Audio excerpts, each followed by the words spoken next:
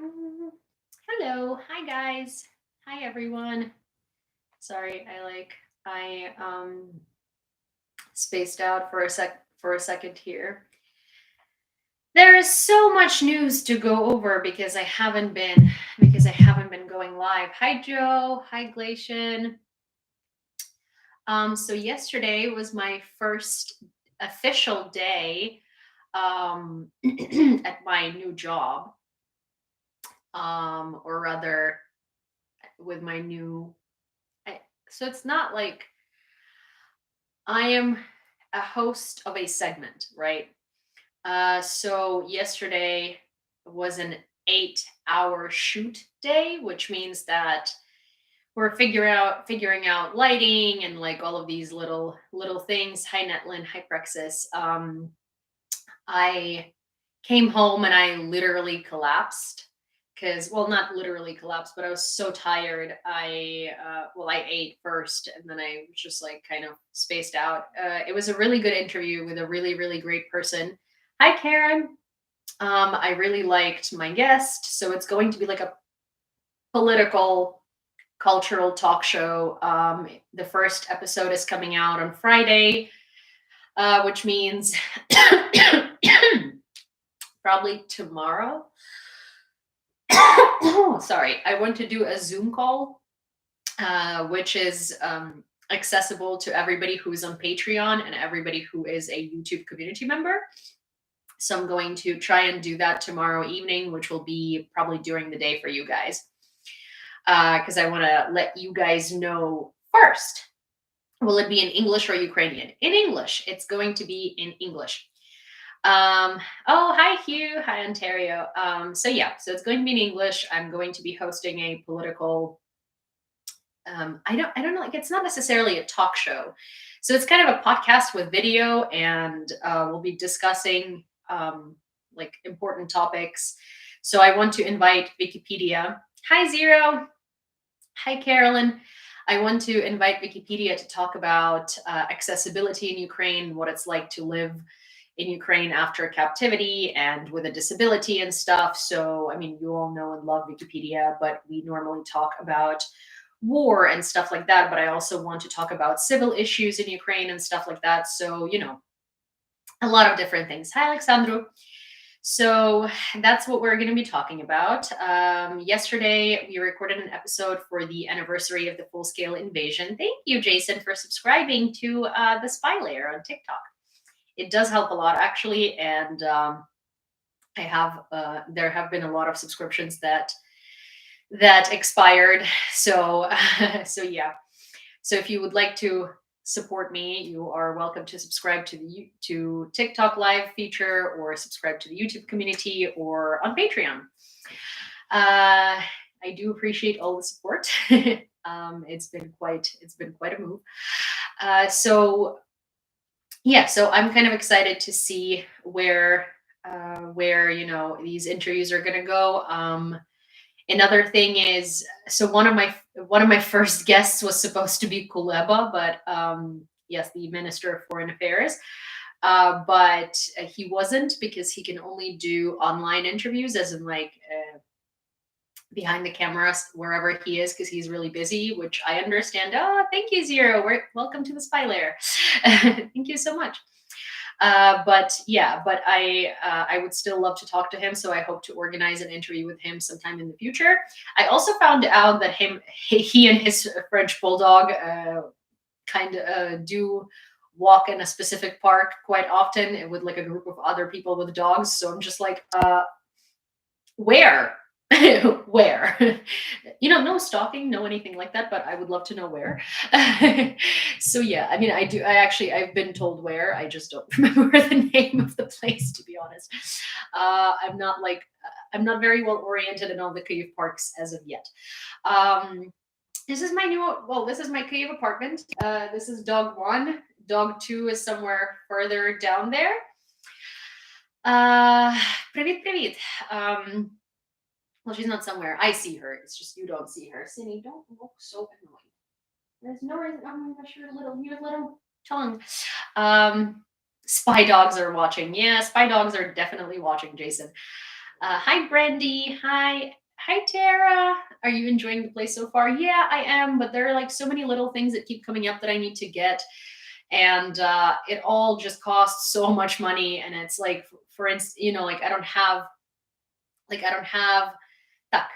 I don't have like a random little things that I know I have in New York. And Vasily is gonna send me some of my clothes because I obviously just brought like all of the comfortable stuff. I had to get some clothes for work because I don't have anything that's like business casual looking or anything like that. And I'm kind of like interviewing people, and it's not it's more of a more professional environment, so I do need to look a certain way. Thank you so much. And I don't have like a salad bowl, like I don't have, there's just like there are all of these like little stupid things that you don't like really think about. It's like random trash cans. Hi, Tara, thank you. It's like random trash cans and like salad bowls and I don't know, like a can opener and a grater and like a bucket with a mop and stuff like that. Like these little things. And every time I'm like cleaning up my apartment or I'm doing something, I just realize that there are basic everyday things that I don't have and I need to like go out and get them. Also, my neighborhood in Kyiv and a lot of neighborhoods in Kyiv. Netlin, I can't put it on a wish list because Amazon doesn't work here, but thank you very much. That's very sweet of you. Um, so, water in Kyiv in general is a problem in a lot of neighborhoods. In my neighborhood, it's really bad, and I very often go out and buy like huge bottles of water because it's just the amount of water that I need for two dogs and for cooking and for myself. I would have to get like a giant filter, and those are incredibly expensive. And I've been gifted a filter, which is very nice, but it's like but it's like a normal normal filter that's supposed to have it's supposed to produce enough water, but it's just two dogs and cooking, and basically everything is a lot. Well, you have the dogs to walk. Yes, I do.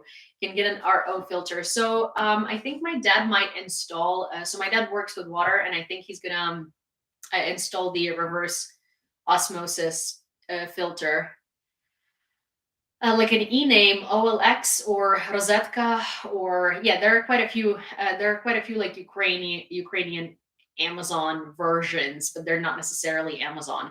Um, yeah, I use one in my house. I change the cartridge every 6 months. Yes, it's a reverse osmosis filter. Yeah, my dad was like looking into doing that. So that might be happening. The point is that right now it's quite annoying. But it's okay. Hi, Cindy. Hi, Sin. What's up? So yeah, so it's been an adjustment. It's interesting. I really love Kyiv. It's been kind of cold, so I haven't really been doing much, and also work and adjustments, and I've had to run a lot of errands, and there's been a lot. A water delivery service, yes, but water delivery delivers these like massive jugs and I can't even lift it. And like the thing is that unless I have a pump for those jugs, like I'll have to lift it every single time that I it's just easier to install the filter, especially since my dad literally works in the industry. It's just that like he has friends in Kyiv who could come and do it, but they need to come and do it. So it needs to be scheduled. So for now, I'll deal with the annoyance. But those huge water jugs, I can't like even pick them up. So every time I'll have to like pour a dog bowl or like a water bowl, or I'll have to like cook. I'll have to pick up the jug. And it just doesn't work for me because I can't lift it. So yeah, so neat. I just cleaned. Oh, I cleaned my entire apartment today. And I've put like little blankets on my hi grandma dude on my couch, like this one and that one, because obviously two dogs and a nice couch are not compatible, and this couch was here. It's a very normal thing in Ukraine to rent an apartment. Thank you, Walter. Thank you so much to rent an apartment that already has hi Latvia furniture in it. And so this one had some furniture. I had to get a rug. Anyways, it's been interesting. I do want to ask Vasily to send me a package from the US with like my clothes, because I have clothes in the US, and I barely do have any clothes here, especially like presentable clothes and shoes and just like things in general. I don't know. I have some like things that I want to use in my like living room and in Sydney and in like the kitchen that are just like nice that I have in the US that, are just sitting there waiting for me. So yeah, so I just yes, a package. And so I'm just kind of, dealing with that. And yesterday, the episode that we recorded was dedicated to the anniversary of the full-scale invasion, to the 2-year anniversary of the full-scale invasion of Ukraine by Russia. And we've covered actually, I think, every single angle and topic that you could imagine, depending on like, I don't know yet, because it was supposed to be like a 40-minute episode, and we ended up talking for an hour and a half. And I don't know if we can cut anything from the recording, or if we're going to leave it as it is. So I think we've covered everything, but I don't know if anything is going to be cut out because of the sheer length of the conversation. So yeah. But I'm quite excited for you guys to see this interview. I thought it was very interesting. I thought it was a very good conversation. Hi, Finland. And I, for one, really enjoyed it. Okay, I also hired a dog trainer because Liv has a lot of behavioral issues. One of them being she will literally go to the bathroom at home every time I leave. She's really bad outside. There are like lots of things that she does that are incredibly difficult. The trainer said that she can't sleep in my bed with me because she has no boundaries and stuff, and I need to get her a crate because she needs to learn boundaries and she needs to learn, like a timeout and stuff like that. So yeah, so that's where we're at. I've been working a lot on the dogs and their behavior and their behavioral issues and all these things. And the past couple of days, I've really been working a lot on work. This Saturday, working a lot on work. That's so funny. This Saturday, I think it's Saturday. Yeah, on Saturday, I'm going crate. How good are you with power tools? Why? No, it's not. It's like a box crate. I need to get a box crate, which is about like 2,000 hryvnias or 3,000 hryvnias, depending on the side. So on the size, so like about $80, and it gets put together. Like you don't need power tools. So yeah, and I'm good with power tools actually. Also, I can ask a friend to help or something. Wait. There was something. Oh, on Saturday, I'm going to the opening of a new memorial. It's the Crest of the Heroes Memorial, or Cross of the Heroes Memorial. It's going to be opening. Hi, Chad. It's going to be opening in a little like town near Kyiv, and it's going to be dedicated to everybody who's lost their life for Ukraine's independence, and there's going to be lots of press there and stuff like that. So I'm going to go, and I'm going to film all of it and hopefully show you guys. As you can see, I've been trying to film a lot, some more behind the scenes stuff and things that are more indicative of like my everyday things. I know I just put out one video, but bear with me, I'm going to do more. I'm just not one of those people who's good at like filming their everyday because I'm used to just, talking to the camera like this, and I always forget. But I've been trying to like film things that I do and places that I go, because a lot of people have been DMing me and telling me that they want to see more of like life in Ukraine, grocery stores, apartment tours. I don't know, like everyday life in Ukraine. So I've been trying to film more of that. But I'm still I'm not very good at these things. So please bear with me, but I'm going to try to do more like YouTube shorts like that, and TikToks and reels and things, because, you ask and I do. It's crazy how much your life has changed. Can't believe that you're in Ukraine now. Me too. I know it's actually genuinely been a roller coaster in the past 2 years. Okay, so update on the fundraiser. So if you didn't know, but most of you probably do know, there is a fundraiser for Third Separate Assault Brigade going on, and we are at $8,460 on that fundraiser, which is over halfway of the amount. So we are over 3 drones into the 6 drones, and if you would like to donate to the fundraiser, you can do so by going to my link in bio on TikTok. It's beacons.ai/Yulia or beacons.ai/fundraiser. And every dollar helps. Literally a dollar, two, three, five, $2.21, $2.01. There is a whole like little game going on here on YouTube and TikTok. Sometimes, someone will donate an amount that isn't even, and then someone else will try to cover it because we have a lot of OCD people here who do not like odd numbers. If you are on YouTube, if you are on YouTube, you can donate right here. I will put the link up so I can fundraiser. Oh no, wait, wrong. So I can pin it. Wow, I tried. If I didn't do it right, I'm so sorry. I'm so bad at this.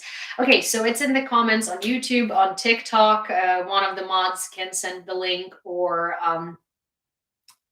oh, thank you. Hi, Ford.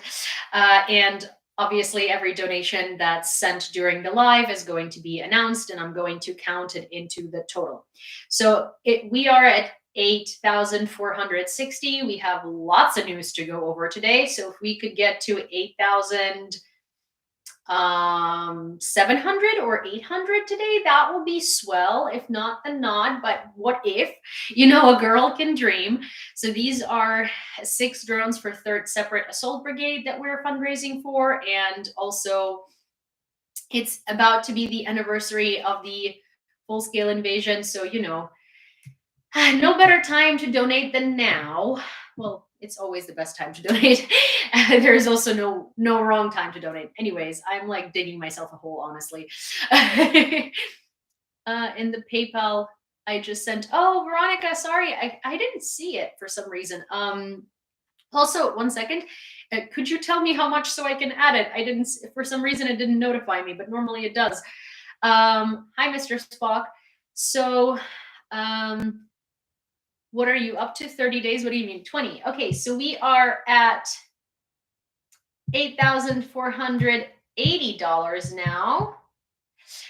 Because thank you, Veronica.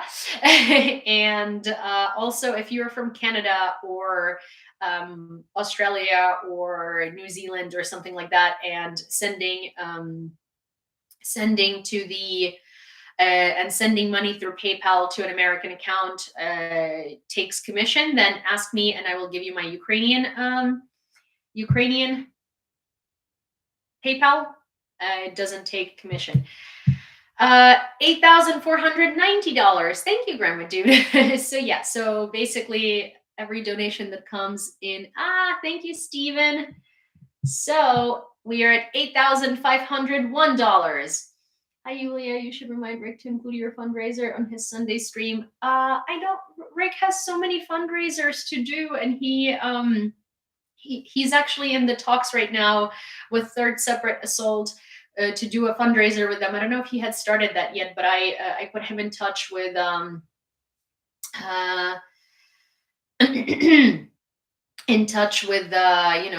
with my friends at Third Assault, and they're like kind of doing a really cool thing together. So I don't want to like overwhelm Rick. Rick is raising so much money, and Rick has so many fundraisers, and I'm sure so many people constantly ask Rick for to help them raise money. So so yes. So yeah, but thank you. That's a very sweet idea. And hi, Paul. Okay, so Rick's community is awesome. Yes, Rick's community is so sweet. Everybody, genuinely, everybody I've met through Rick's community is so nice. Okay, so we're at $8,501. If anybody else donates during the stream, I'm going to announce it immediately and count it into the total. If you are able to donate, please do so. And oh, hi, Squirrel. Oh my gosh, it's been forever. So yeah, please do so. And if I didn't announce your um, if I did not announce your donation, then I didn't see it. Just let me know that you did donate, and I will check for it. Okay, so there is so much news. First of all, let's start with the border between Poland and. The link doesn't seem to be working. Okay, Ford, which app do you use, Venmo or PayPal? Because I can just put up PayPal because there is Venmo, PayPal, Revolut there, and Monobank. So the link doesn't seem to be working. That's odd. Let me do this. Beacons.ai fundraiser. Let me see. Should be working out here.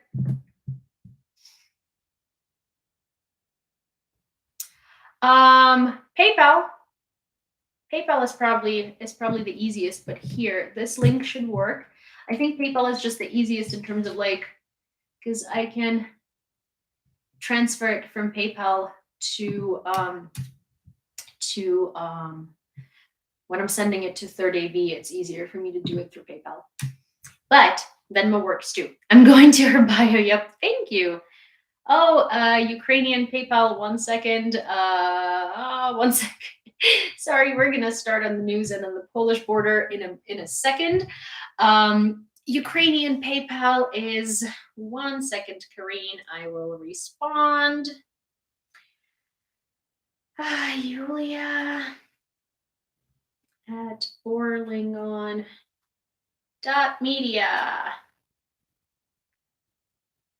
Here. I'm all back and forward with my predictions on random. I was guessing it would be 4 million, but it looks like it can be close to 5, if not over. Oh, that's awesome. Okay, so I'm going to start. No. It's probably because I did not include the HTTPS. Okay, so the border between Poland and Ukraine is also the border of the EU. It should not be held hostage by any political interests, stated the Ministry of Foreign Affairs of Ukraine. Blocking the Polish-Ukrainian border, regardless of the slogans accompanying it, cannot be justified. The actions of Polish protesters and certain radical Polish politicians undermine the Ukrainian economy and its resilience against Russian aggression. The anti-Ukrainian slogans heard at the border affirm the politically motivated nature of the action. Its objective is to instigate further deterioration of bilateral relations, added the Ministry of Foreign Affairs. So here's the thing. Today, the kind of like the motif of today's discussion is going to be about Russian spies in general. And one of the things that I do want to say is that this border dispute has been initiated from the very beginning by the Polish far right slash Russia slash Russian sympathizing party. And there has been a lot of new evidence that I will talk about later that suggests that a lot of these Polish farmers are actually Russian KGB slash FSB workers, and they're not Polish at all. Or if they are Polish, they are in the database of the FSB. Also, do you guys hear me well on YouTube? Because I connected a microphone for the first time in a while, and I really hope that it's working well. But no one has said anything, so I'm assuming it works pretty decently. Also, Russian spies in general their activity has been really increasing all over the world, and they have changed their usual methods and they've adapted them. So that's a really big problem, because you remember how we were laughing at Russian spies and Russians in general of how bad their propaganda is because it's so obvious and it's so ludicrous and it's kind of like so easy to detect and all of that stuff. So they have changed that, and they have Hi, M. And they have recruited, a while ago, they have recruited a new head of the Kremlin Special Informations Unit or something like that, which is literally their propaganda unit. And that person has really made a difference, because instead of just putting, like, they've been integrated into Europe, and they've been integrating into Europe, and they have been looking at their mistakes and fixing them. So they've stopped sort of just putting out blind propaganda that's the same. I've spoken about this actually a while ago, right? I was saying that at first, the way that their propaganda worked is they were putting out the same propaganda in Europe as they were putting out in Russia, and hoping it would work, because they would be using the propaganda that works on like brain dead Russians, right? And so it wasn't working in Europe, and it was very obvious, and everybody was like kind of laughing at it and stuff like that. And then they've realized that that's not the way to do it. And they've really, really learned on their mistakes. And the propaganda they're putting out now is far more like superb and far more elegant. Um, I would say. Oh, I got another PayPal. 1 second. So $8,506, and I will check Venmo in a second, because I missed the notification, and because I missed the notification, I can't tell.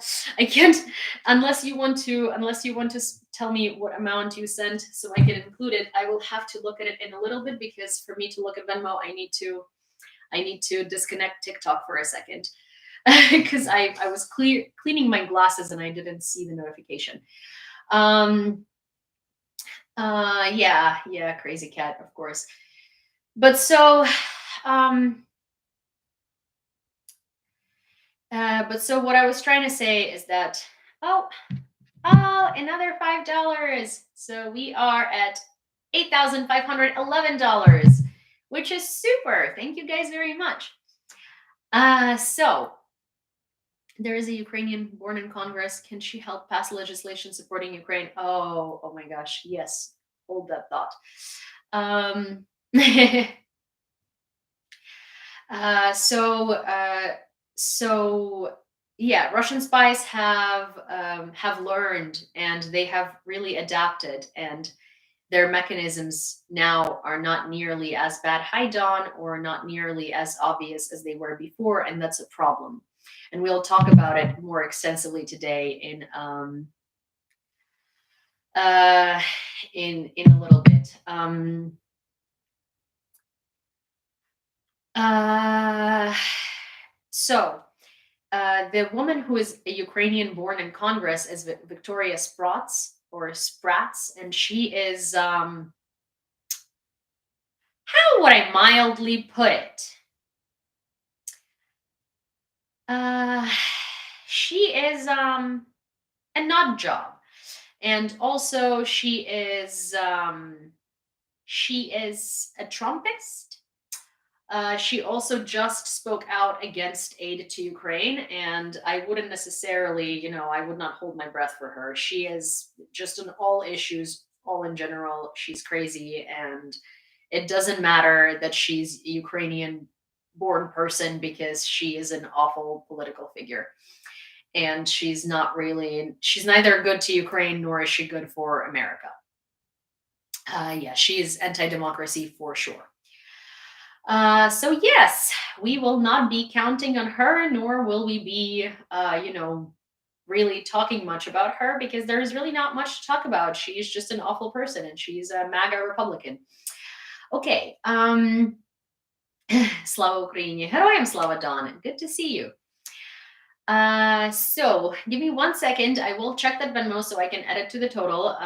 For those of you who are just joining, we're running a fundraiser for Third Separate Assault Brigade, and we are at $8,511, and that is $1,000 over halfway through. And if we could get to $8,800 today, which would be $289 more, that would be super, but no pressure. But that would be great. The anniversary of the full scale invasion is coming up on Friday, and this is, it'd be great to push the fundraiser a little further by that time.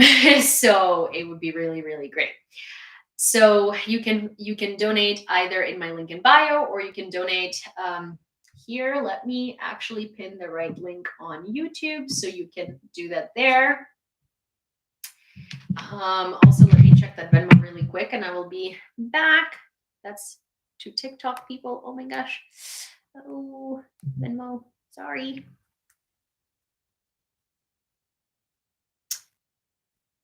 $35. So we have 30. Wait, let me see. Actually, I think one sec. Because I did count in someone else's Venmo, I think. Oh. Yes, so plus $25. Yeah, I did count the 10 previously, so plus $25. No, I was just checking the Venmo. So we are at $8,536. So that is $8,536. Sorry, because TikTok went out for a little bit. The Dutch court has dismissed Russia's appeal in the Yukos case, according to Bloomberg. The shareholders argued that Russia had imposed politically motivated tax burdens on Yukos, the largest oil company in Russia at the time, leading to its bankruptcy and the seizure of its assets in favor of the state-owned Rosneft. The court in The Hague initially ruled in favor of the shareholders back in 2014. Since then, Russia has attempted to challenge the arbitration decision and overturn it. Last November, a British judge rejected Russia's claims of immunity in the case, concluding that the state would have to justify in court why it had not paid the shareholders nearly $60 billion, including interest. In February of this year, the former Yukos shareholders achieved their first victory in seizing Russian assets as a Russian plot of land in London's Kensington district was seized. Thank you, Carolyn, for subscribing to the Spy Layer. I really appreciate it. Ooh, it's a subwave. Oh, that's so cool. Wait. So this is so interesting because I've actually never gotten this on TikTok, but if 3 more people subscribe to that live on TikTok, I think it's gonna unlock new emojis or something, but it has to be like the people that are not currently subscribed or something like that. I don't know. It's interesting, but that's like the first time that it actually worked, and I was like, wow, this is so interesting. So it's called the subwave. That's cool. I'm finding new things out. Hi, Darlene. Good to see you. Blum blum blum. Hi, Darlene. Okay, so Russia. I'm very happy that Russia's oil and gas companies are not getting back on the market, because that's great, and I'm very happy that the world continues sanctioning them.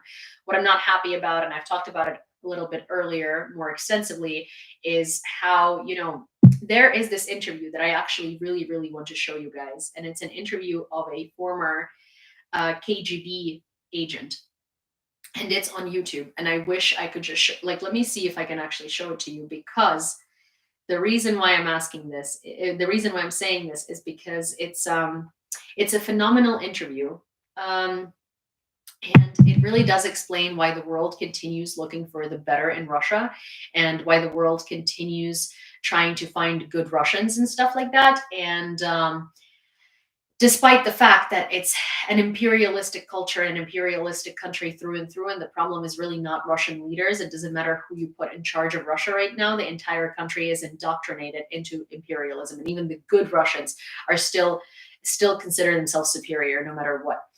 How is the fundraising going? Darlene, good thing well, thank you for asking. We were just talking about it earlier, and it's $8,536 is where we are at in the fundraiser currently. So if you guys would like to donate, you know what to do. Link in bio on TikTok, or the pinned link on YouTube right here. While I'm looking, give me 1 second while I'm looking for that video, because you know what? I'm probably going to go grab my iPad and charge it while we talk so I can show it to you, because I think it's such a phenomenal interview. And it's of a former KGB agent who fled Russia to the United States in the 1980s, so during the Soviet Union. And he really explains from within how Russia has built this image of itself in the world, and how it influences people to think of Russia a certain way, and to continue sort of building these favorable Russian characters that the world like looks up to so much. And it's a strategy, and it's such an interesting interview. Like it's really, I don't usually listen to Russians to begin with, or what they have to say. But this is a very, very interesting interview. It's very insightful, and this guy is a defector. He was a defector during the Soviet Union, and obviously, he's revealed Russia's secrets. So, one sec. Let me see if I can find it on YouTube and show it to you. Not find it on YouTube, but I need my charger for my iPad. And that's the largest issue at the moment because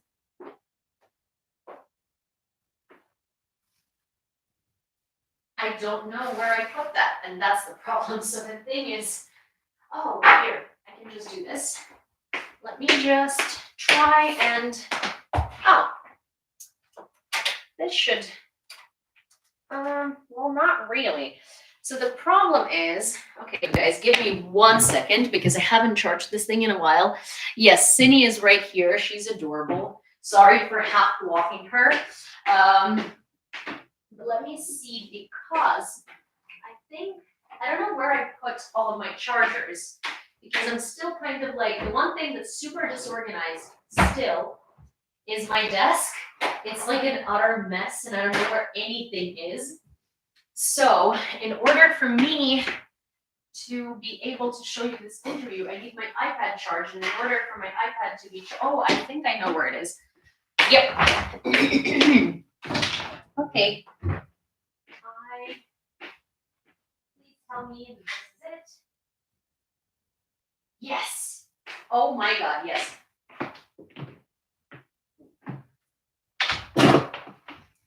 Oh my God, yes. You guys, I might show you the interview. Oh, yay. Okay.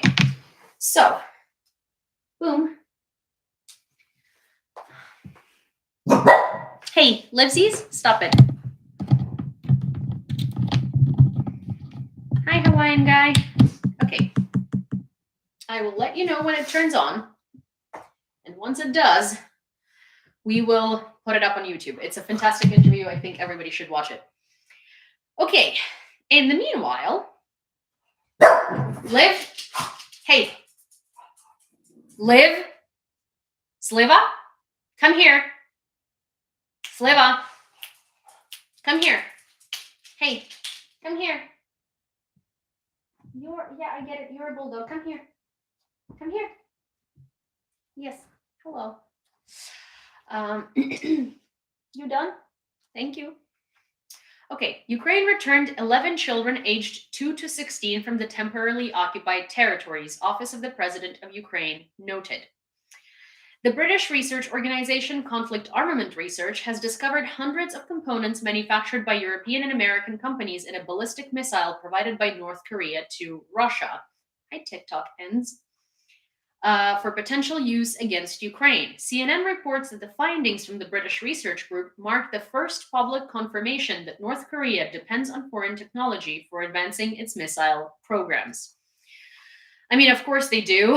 They depend on Russia because they've been sanctioned for so long that they really are not getting any of the materials they need. So that's the thing. Russia gives them components, and Russia gives them technology that Russia has because Russia evades sanctions and imports things through third countries. Oh, wait.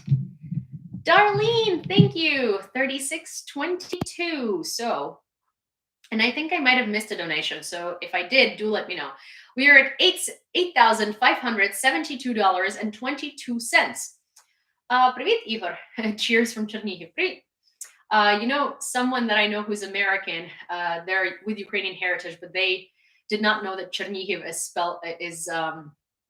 pronounced like Chernihiv, and for the longest time they called it Chernayev. So every time I see Chernihiv in my head, I hear Chernayev. Oh, Darlene, that's so sweet. Thank you so much. That's so very, very, thank you so much. And also, hello, Owen. Also, when is your birthday, Darlene? I feel like Did it already? Was it already? Did it already pass, or are we at the helm of your birthday? Can I bother you for the correct? I don't see for the correct what? Today. Oh my gosh, Darlene, happy birthday. Wait, you guys, it's Darlene's birthday today. So happy birthday. I'm not going to sing because I'm not interested in killing any of your ears, but z dniem narodzenia. Happy birthday. Oh, it's so sweet. Can I bother you for the correct pronunciation of Mukachevo? Mukachevo. So it's mu, like moo, ka, like K-A-H, ka, che, like Che Guevara, vo, like Mukachevo.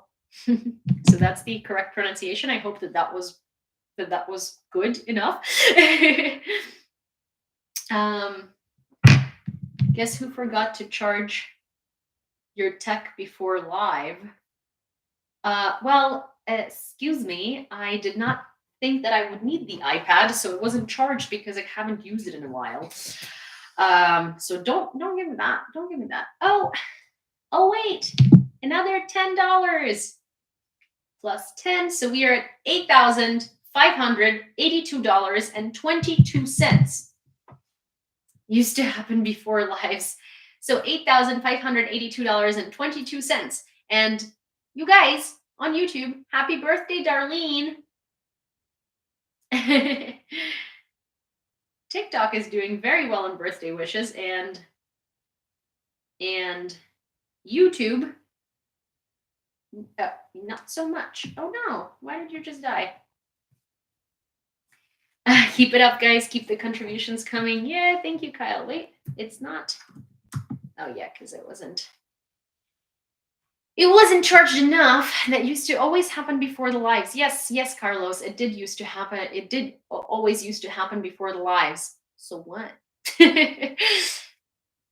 Anyways, now it doesn't. I usually have all of my tech that I need charged. I just didn't have the tech that I didn't know I would need charged.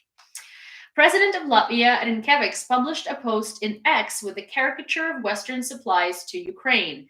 This is exactly how one of the best Latvian cartoonists, Gatis Sliuka, please help me God, well, not God, Taz in this case, to pronounce this right, assesses the current Western support for Ukraine. Unfortunately, he is right. So this is what that looks like, and it says blah, blah, blah. Oh, let me see. Okay, wait.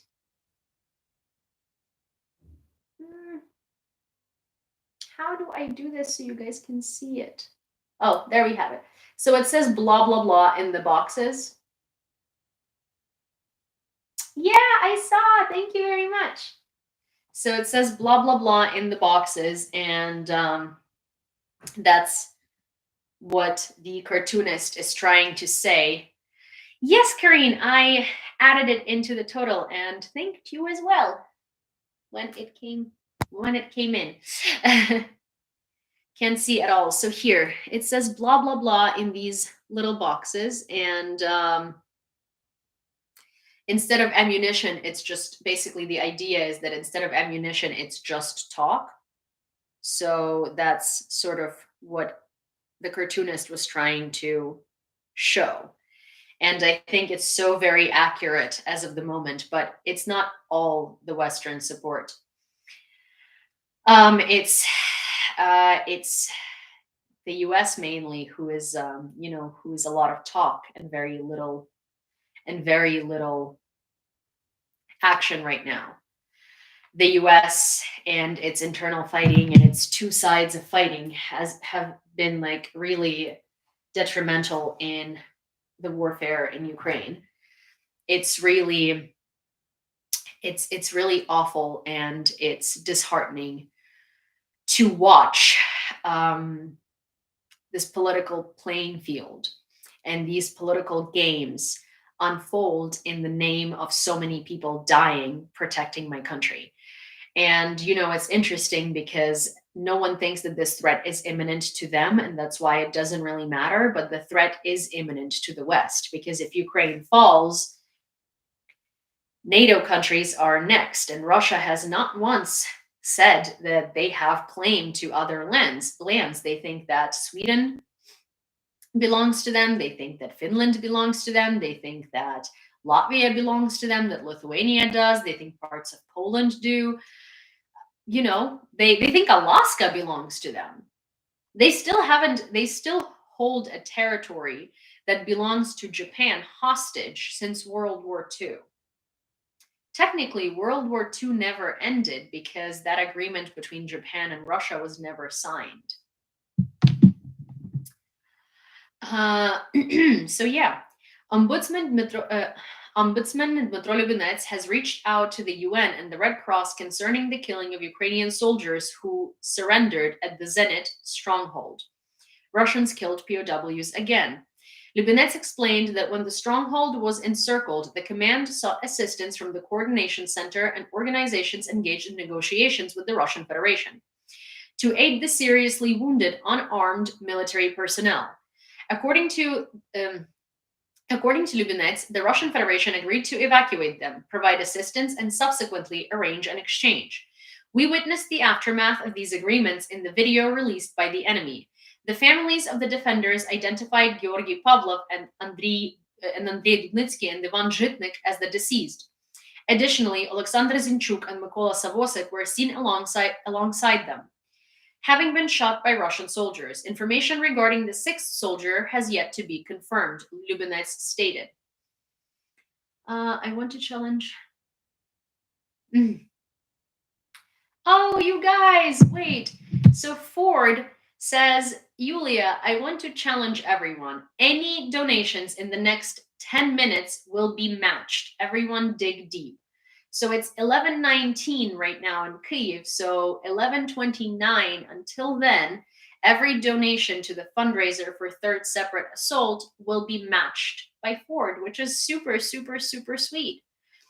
So if you would like to donate to the fundraiser, you can do so through the Beacons fundraiser link here on YouTube or in my link in bio on TikTok. And I'm sure that now that Grumpy is here, he's going to post the link in the TikTok chat. And yeah, so yes.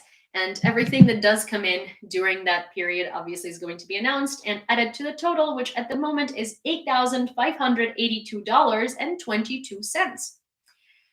And we have 9 minutes to go. So yes, while that's happening, I will say that Russians executed Ukrainian POWs again, which were unarmed soldiers that surrendered. And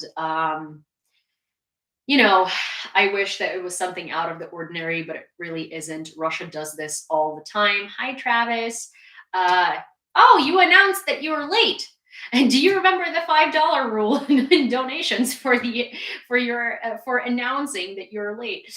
You can be late, but when you're like, oh no, I'm late. Oh my God. Wait, we just received $100 donation. So $8,682.22. So that was a $100 donation. Thank you, Irina or Arina. Thank you so much. Your last name sounds very Ukrainian. I've said that last time, but I don't know if you heard me or if you were here when I mentioned it. But it's also a very nice last name. So it's like very, very sweet and double as like nice to receive, because it's like, oh wait, that's a Ukrainian sounding name. So yes, $8,682.22 with a $100 donation, and we still have 8 minutes to go for all of the donations to be doubled. Because $50 donation, thank you, Chad. So we are at $8,011 donation. Oh my gosh. So that is 100. Oh, and a $5 donation. Wait. $5.16 donation. Okay, so we have $11 donation, $5.16 donation, $5 donation, $50 donation, and $100 donation. How much is that in total? Like from those specific donations, someone who can math, please help. 100, 50, 11, five and $5 and 16 cents, I think. I was not told math would be involved. Well, it is. Venmo has been fucking me for 20 minutes. Oh no, I'm sorry. And also, hi Brian, good to see you. Yeah, math is usually involved. Okay, let me just write that down before I forget. So I'm gonna do this 100. Hi Diane, 50. 15 cents. No, that's cool. 50, 11, 5, and 171.16 and $5.16. Okay, so in 16. Hi Diane. So in the next, I believe, still 6 minutes, all the donations to the fundraiser are going to be matched. The total for the fundraiser right now is $8,753.38. So it's 11:23, and that is valid until 11:29. Thanks to Ford. So woohoo! Yeah.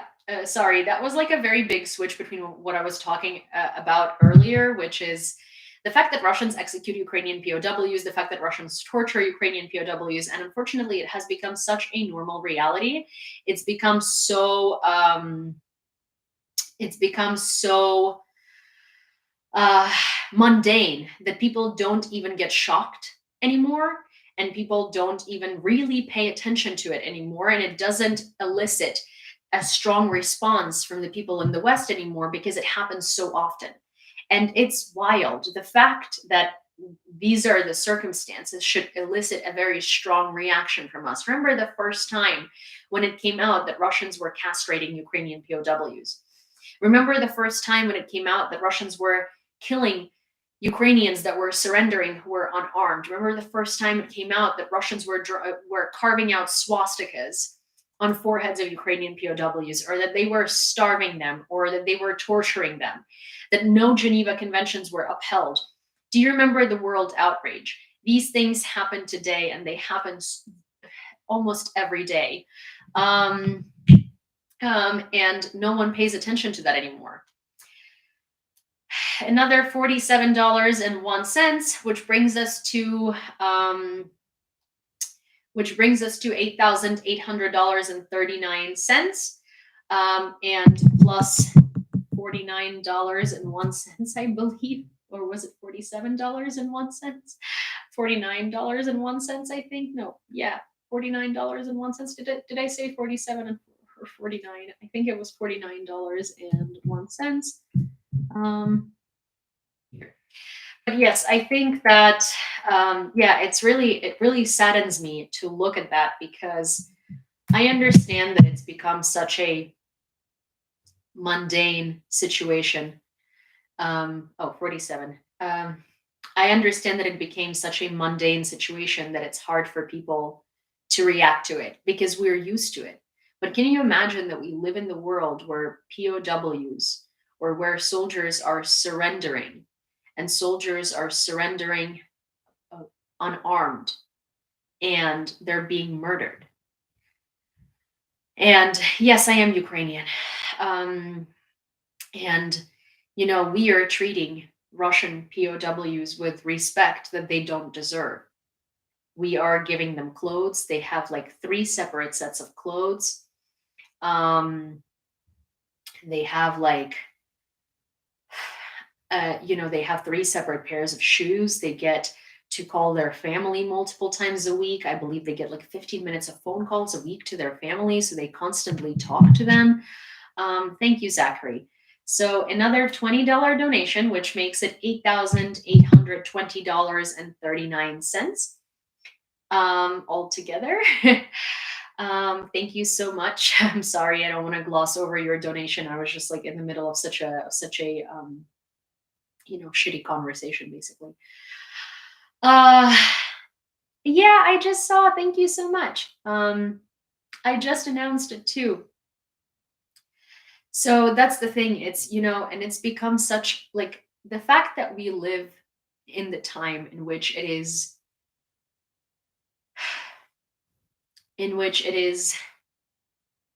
become routine to see these things should be, should say something and should be eliciting a strong reaction from the world.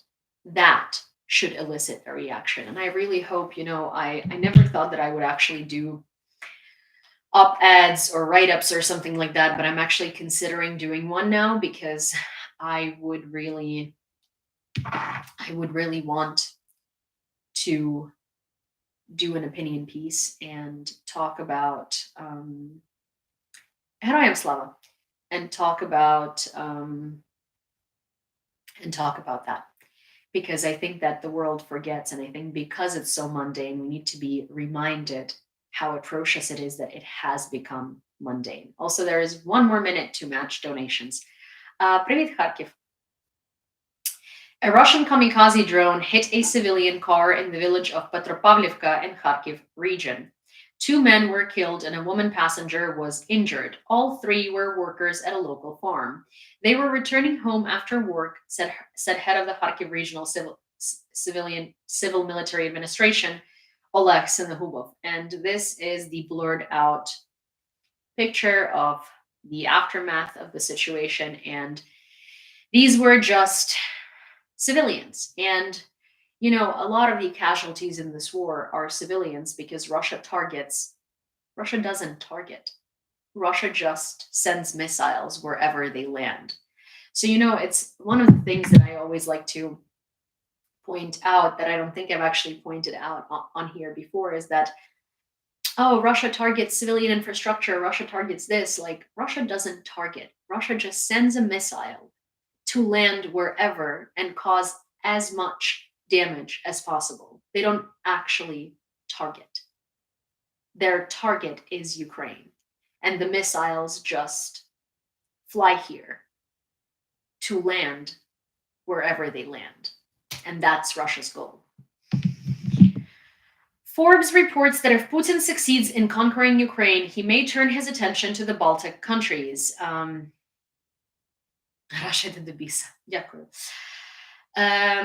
To the Baltic countries, purportedly to protect Russian minorities and eventually target Poland, of course, his normal narrative.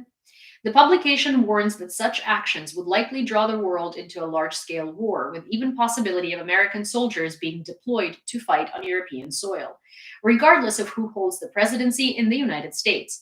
The material suggests that the resulting losses, both financial and economic, would be staggering. Furthermore, the article predicts a mass exodus of Ukrainians to the West in the event of a Russian victory. It cites the already significant displacement caused by the invasion, with 6 million people fleeing Ukraine and 8 million people internally displaced. It estimates that if Putin prevails, over 20 million Ukrainians could seek refuge in Western countries. That would be a huge demographic crisis, and that would be a huge immigration crisis in the world. It would be a huge refugee crisis. It was already a huge refugee crisis when 8 million Ukrainians were getting out of Ukraine when the full-scale invasion started. Ukraine has experienced not only demographic crises, but also immigration crises within the country in the past 10 years. And there have been so many internally displaced people. Hi, Katie. Hi. And so many things like that. And I don't think the world understands that if Russia invades Ukraine, I always hate the idea that pacifists say they would like the war to end on the negotiation table. The war is not going to end if Ukraine gives in to Russia.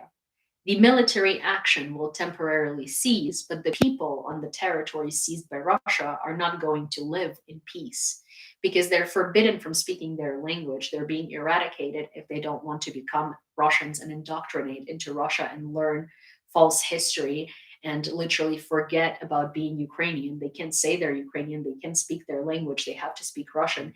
Their kids have to be re-educated. If they don't go to the front lines to fight, they're going to be murdered. They get tortured. All of their communication with their families is seized. That's not peace. That's genocide. And yeah, and Putin is aiming at other countries. He is aiming at the Baltics. He would take everything if he could. It's just that he can't, but he will try. And if he wins in Ukraine, he will certainly get a boost of adrenaline to try and do that. Ukraine will receive 800 UAVs worth $95 million from Canada. These are the Sky Ranger R-70 multi-purpose unmanned aerial vehicles, which are among the best of their kind and can carry a variety of payloads weighing up to 3.5 kg, including ammunition. These drones are crucial for surveillance and reconnaissance, as well as for transportation and delivery of goods. They can recognize people, vehicles, and any heat source from a great distance, especially in the dark and bad weather. According to the Ministry of Defense of Canada, deliveries will begin in the spring. Thank you, Canada. Also, thank you, Ford, who is going to match $240.17 worth of donations. And thank you, everybody who contributed in the past 10 minutes and before that, because that brought us to, if I add another $240.17, that brings us to $9,060.56. Sorry, that is huge progress. $9,060.56. Woo! Like mega woo! Sorry. And thank you, Canada, for the drones. Yeah. U.S. Ambassador to Ukraine Brink discussed her expectations for the upcoming bilateral security agreement between the two countries. This woman has crazy person eyes just saying, oh, yes, I do. Welcome back, troll. Good to see you. Haven't seen you in a while. Are you going to tell us any new Ukrainian words to learn? I love when trolls come back on YouTube, because those on YouTube really stay. You know, they stay. They stay for a while, and they also like talk and stuff. And they're not like on TikTok where they just get blocked and they leave, right? They're actually like, they're there, they're engaging, they're trying to, they say ridiculous, ludicrous stuff. And it makes my day, because they think that they're here to annoy me, and they think that they do annoy me, but they don't. They're so funny. I love trolls. I love them so much. Travis, why? Oh, wait. Why? Okay. Travis just sent 44 cents. Oh, thank you. Thank you, Ford. I saw a notification, but I didn't see what the notification was, so it's definitely here. But Travis sent 44 cents because he hates uneven numbers. So we're at $9,061. Thank you, Travis. I do love that. I love when you do that. Also, oh my gosh, let me see something very quick. I am you guys on TikTok, I might need to pause you for a minute, because I need to look up my Wi-Fi password, because I haven't remembered it. Oh, it's Garrison. Oh my gosh, that's actually like Harrison Ford. Wait, that's cool. Garrison is a nice name. I like that. That's a cool name. Thank you for letting me know. It's like it's not a widespread name, so I like names that are unique. Oh my god, that's really cool.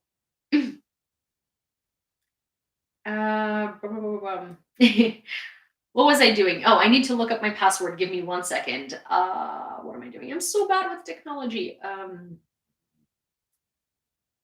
Settings is where I'm going, right? Settings, open. Okay, Wi-Fi not connected. I know. Oh, maybe I can just connect to this, and that will help me. But Wi-Fi is probably much better. Okay.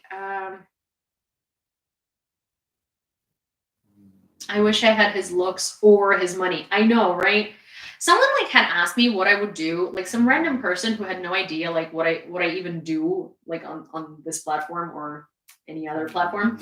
Ask me what I would do if I won $1 million, or like if I won a bunch of millions of dollars. And I'm like, I would donate most of that money, like probably $925,000, to the Ukrainian military. But I would, I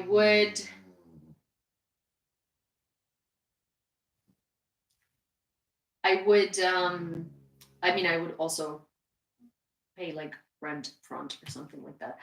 But I would donate most of the money outside of the money that I would need for living expenses to the Ukrainian military, obviously. Because why wouldn't I? Why wouldn't a Ukrainian do that? Oh, let me see. I need to see where the stupid link is. Yes, you guys.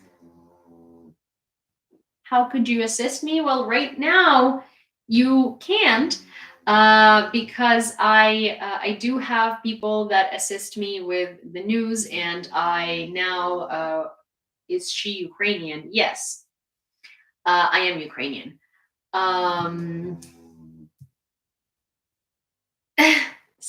Liv, could you please not?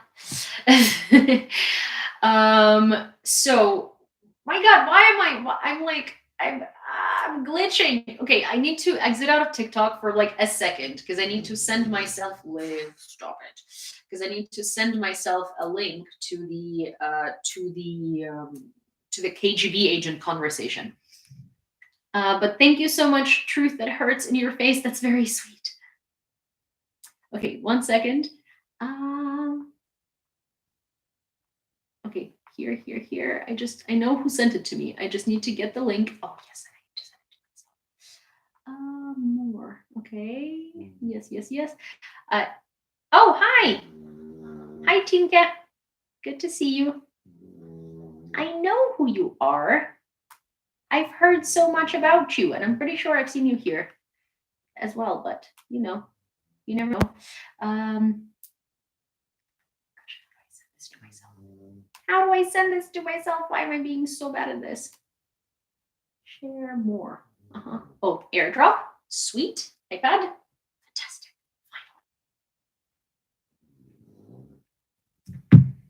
Sorry, my phone did not die. Okay, my phone did not die. I just needed to look something up. I came over from TikTok, so I didn't miss anything. Hello again. Hi. Sorry. Everybody's gonna think my phone died. It didn't. I was just trying to set up YouTube so I can show you this interview of a KGB agent, like back in 1984, talking about Russian stages of subversion. So this interview is an hour long. I'm going to play you about 5 minutes of it. And then I'm going to post a link to this interview on YouTube because I think it's phenomenal and everybody needs to listen to it to understand what the KGB really is like and how Russia manipulates people.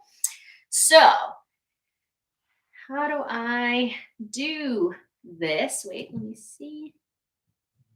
Can I zoom in? Can I make this? Okay, well, I'm sure you just need to hear him, not really.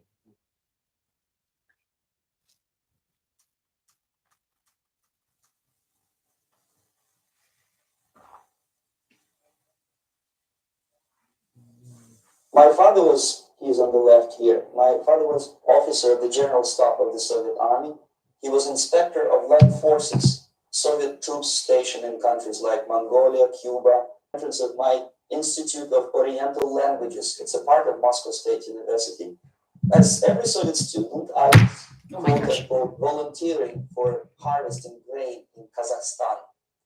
By the end of my training in school, I was recruited by I'll be back in a minute. This picture was taken on that day, and you can see again how happy it feels to be recruited by the KGB. Pay special attention to the number of bottles on the table. One of my functions was to keep foreign guests permanently intoxicated the moment they land at Moscow airport. In 1967, the KGB attached me to this magazine, Look magazine. A group of 12 people arrived to USSR from the United States to cover the 50th anniversary of October Socialist Revolution in my country. From the first page to the last page, it was a package of lies.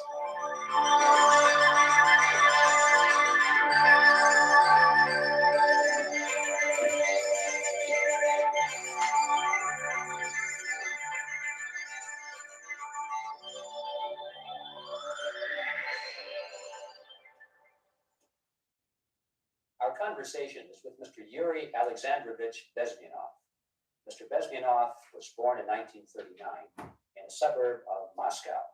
He was the son of a high-ranking Soviet Army officer. He was educated in the elite schools inside the Soviet Union and became an expert in Indian culture and Indian languages. He had an outstanding career with Novosti, which was and still is, I should say, the press arm or the press agency of the Soviet Union. It turns out that this is also a front for the KGB. One of his interesting assignments was to brainwash foreign diplomats when they visited Moscow. And he'll tell us a little bit about how they did this and how they planted information, which eventually wound up in the press of the free world. He escaped to the West in 1970 after becoming totally disgusted with the Soviet system, and he did this at great risk to his life. He certainly is one of the world's outstanding experts on the subject of Soviet propaganda and disinformation and active measures. Mr. Bezmenov, I'd like to begin by having you tell us a little bit about some of your childhood memories.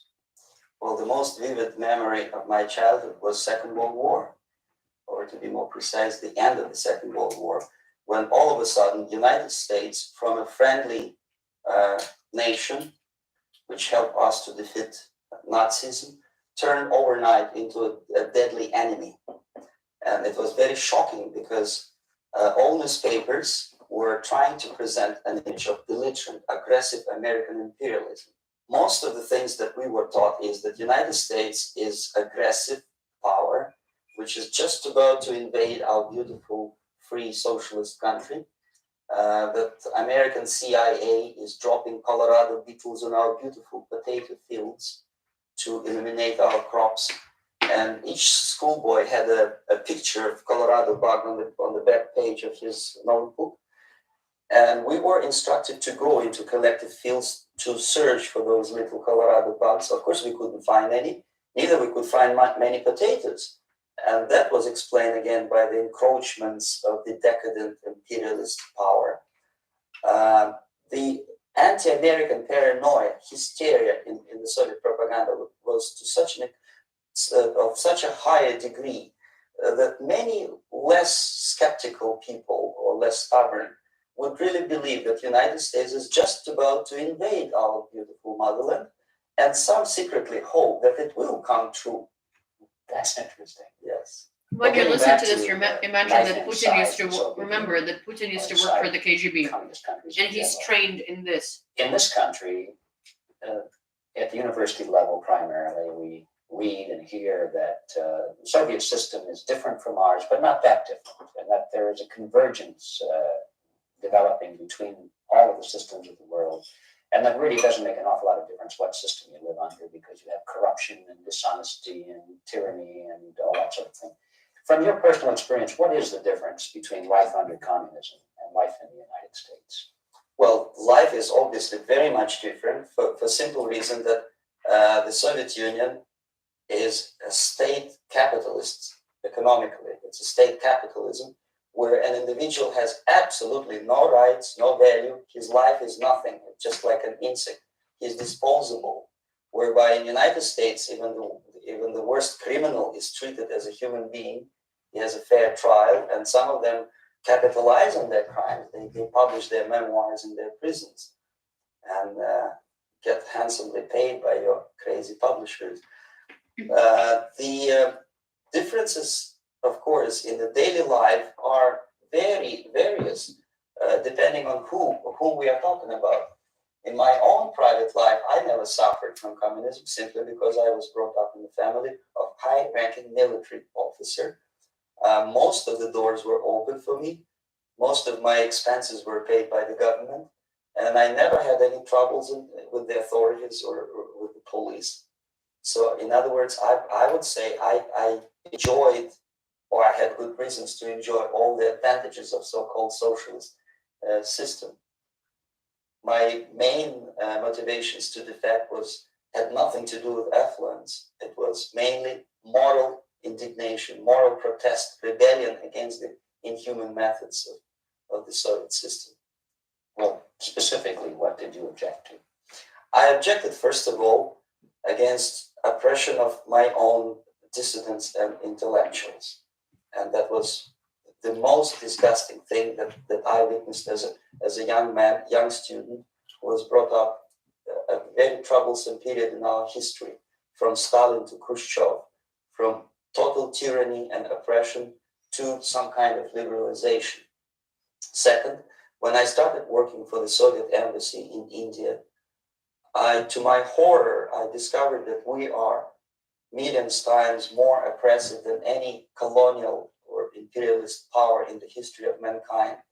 That my country brings to India not freedom, progress, and friendship between the nations, but racism, exploitation, and slavery, and of course economical inefficiency to this country. Since I fell in love with India, I developed something which by KGB standards is extremely dangerous thing. It's called split loyalty, when an agent likes a country of assignment more than his own country.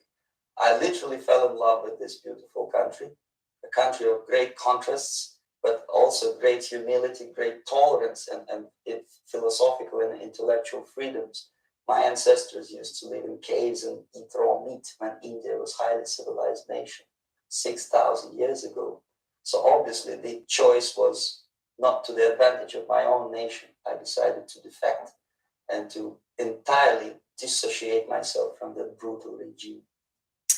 So I think because it's an hour-long interview and we listened to about 8 minutes of it, what if we do a watch party of this? We do a watch party of this documentary. I will offer it to Rick as well. Maybe we can do like a simultaneous stream or something like that, because he goes into the tactics that the Soviet Union employed in order to create these, in order to push their narratives into free world media, in order to make the free world believe their narratives, in order to make the free world see Russian leaders and Russians as not tyrants, but like these people with great ideas and stuff. And really, when you listen to what he has to say, you kind of understand exactly what Navalny is and why people idealize him so much, even though he is literally a freaking like racist, xenophobic, far-right nationalist, and he says that himself. So yeah, this interview is phenomenal, and I think that it deserves its own watch party, and I'm going to schedule it. I think it's really great. I am going to post it also on YouTube as like a post for those of you who can't, make it to the watch party or don't want to. I just feel like it's good to do these things so we could talk. In the comments. But yeah, I will talk to Rick. I'll ask him how to organize it because he definitely knows how to do that better than I do. Maybe on Discord. Maybe Discord is the place to do that. Or maybe Discord. Is Discord the place to do that? I don't know, but we'll figure it out. And we will do a watch party. U.S. Ambassador to Ukraine, Bridget Brink, discussed her expectations for the upcoming bilateral security agreement between the two countries. According to her, the idea of such an agreement is to give Ukraine confidence until the country joins NATO. It will be a document that will provide you with assurances that the United States will provide you with defense support in this interim period. The U.S. will support Ukraine in case of an attack or in case the war stops and then starts again. The United States is not supporting us right now. How are you going to provide security assurances and guarantees when literally half of your Congress or half of our Congress is like Putinist and treasoners and quite literally dances to Russia's music and worships Trump? Like, how are you going to provide any guarantees whatsoever if you can't really do that? Because if Trump is in power, it doesn't matter what guarantees are there. You can wipe your ass with it. A peer of the, oh my gosh. The US purchased Indian petroleum products made from Russian raw materials for $1.3 billion, according to CNN. Russia received a record $37 billion from crude sales to India last year. Some of the crude is refined into oil products at refineries on India's western coast and then exported to the US and other countries signed up to sanctions on Russian soil. The analysis by the CREA estimated the US was the biggest buyer of refined products from India made from Russian crude last year, worth $1.3 billion between early December, when the price cap was introduced, and the end of 2023. The CREA estimated that 9.1 billion worth of oil products made from Russian crude was imported by countries in 2023, a 44% increase from the year before. Russia finds its ways to avoid sanctions, and neither the US, nor the UK, nor any of these other countries are stupid enough to not know what they're actually buying. They're buying oil from India. They're likely buying oil that India had paid quite a lot of money to Russia for. And so the sanctions don't work in a lot of cases because of that, because Russia evades sanctions by doing that.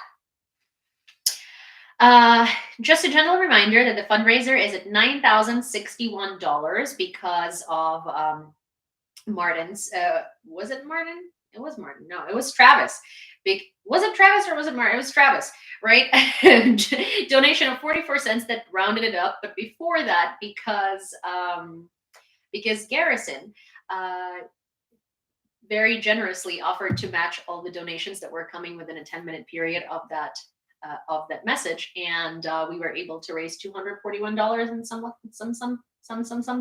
cents. So we are at $9,061. Will you have elections in Ukraine? How are you going to have elections in Ukraine if most of our men are at the front? A lot of the people are refugees abroad, and how are you going to guarantee security of the polling stations? And if you were to do it through DIA, how are you going to guarantee that Russia is not going to hack into DIA during that? So no, we're not going to have elections. It is simply not safe, and it makes no sense. Also, elections. Will you have an election? Everybody knows Donetsk region, Ukraine. Musician Moisei Bondarenko performed on the fields of Donbass.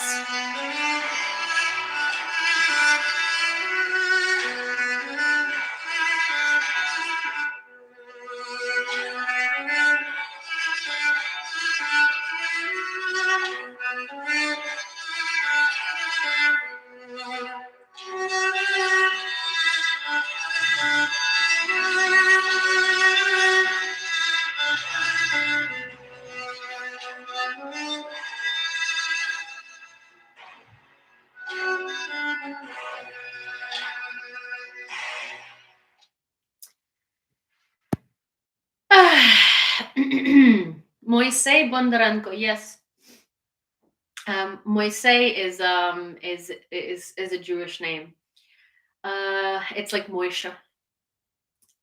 So a good question from Michael here. Will Russia let Ukrainian prisoners vote? Of course not. So a lot of our fellow countrymen and women can't vote because they're also in Russian captivity. And I mean, there are like upwards of 3,000 of them. Actually, maybe more. There are only over 2,000 from Azovstal itself alone. Ukrainian producers have not only launched serial production.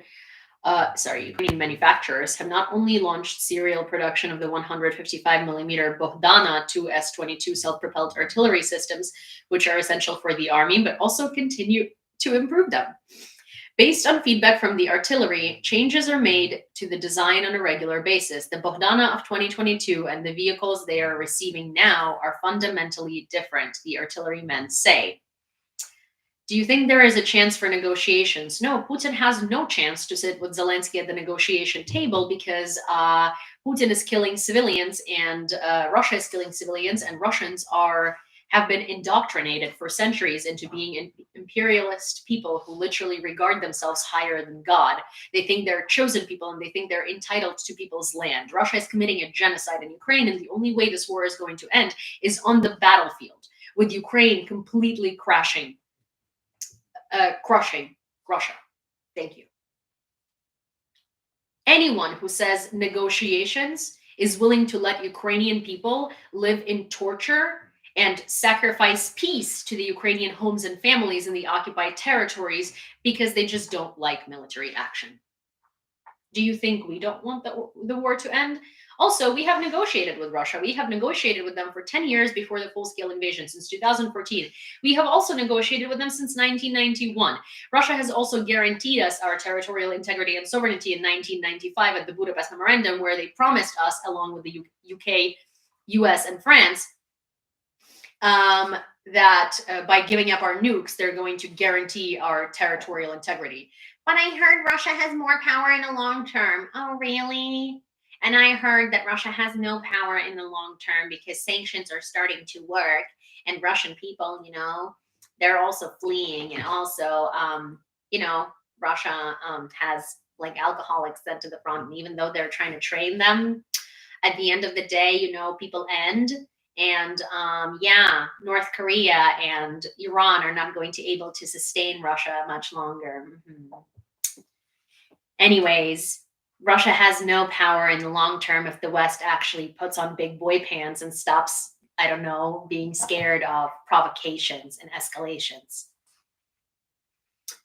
Hi, Yulia, any info? Chris on what? Hi.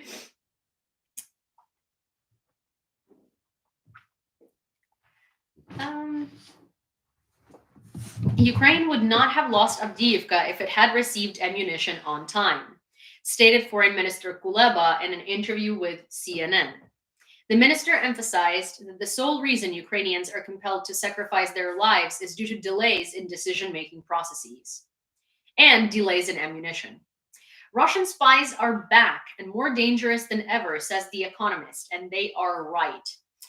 It is noted that the Russian intelligence agencies have learned from their mistakes over the past 2 years when they were massively exposed in the EU, and many special operations were failed, entering a new phase of political warfare against the West. For this purpose, at the end of 2022, Sergei Kiriyenko, the Kremlin's deputy chief of staff, was put in charge of committees of special influence. These coordinate operations against the West and then measure their effect.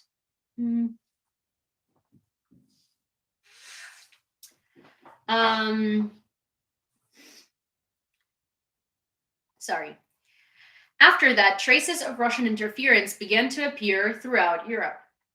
In the GRU, there was wholesale reform, which began in 2020, but sped up after the war started. A new special activities service was created under the GRU.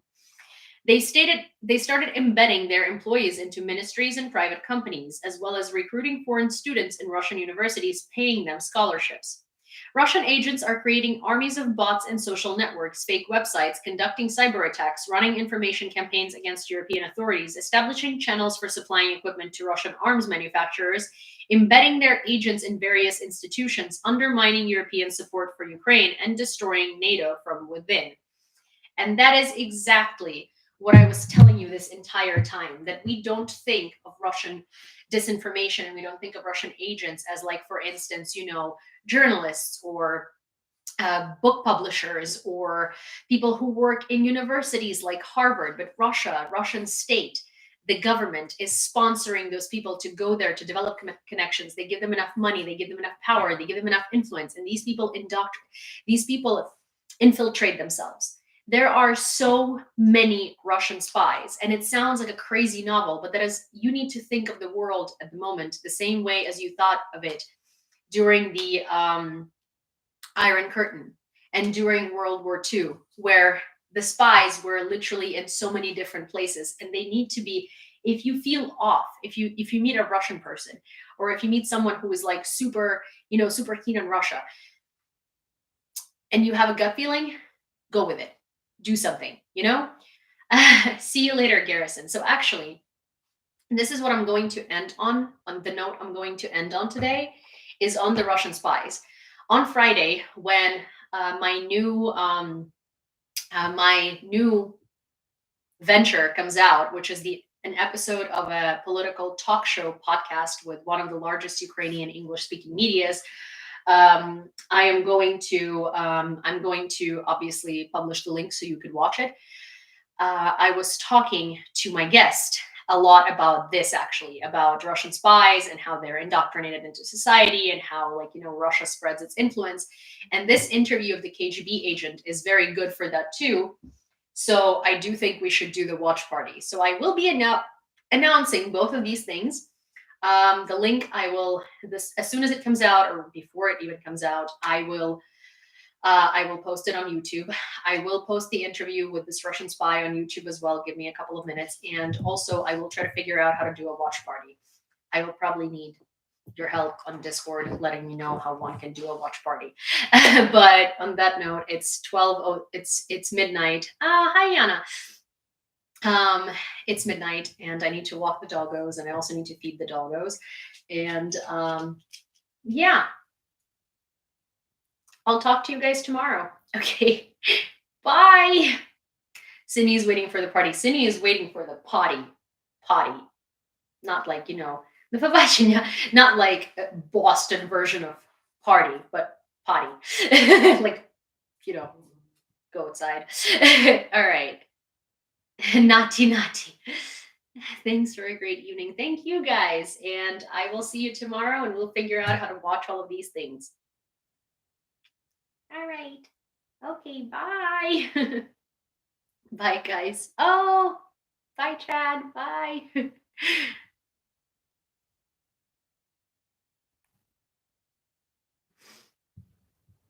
See ya. Night.